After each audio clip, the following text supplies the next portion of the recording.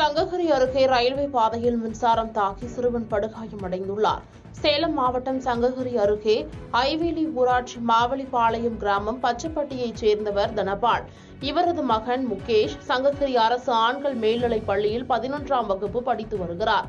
இந்நிலையில் முகேஷ் நண்பர்களுடன் விளையாடுவதற்காக மாவலிபாளையம் ரயில்வே பாதை அருகே சென்றுள்ளார். அப்போது திடீரென சப்தம் கேட்டதாகவும் அருகில் இருந்தவர்கள் ஓடி சென்று பார்த்தபோது முகேஷ் மின்சாரம் பாய்ந்து உடல் முழுவதும் காயங்களுடன் கிடந்துள்ளார். உடனே சிறுவனை மீட்டு சங்ககிரி அரசு மருத்துவமனைக்கு அனுப்பி வைத்துள்ளனர்.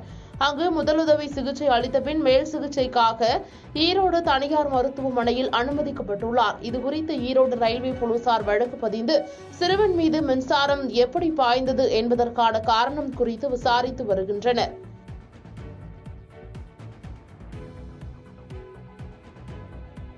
பாதகம் செய்பவரை கண்டால் நாம் பயங்கொள்ளலாகாது பாப்பா.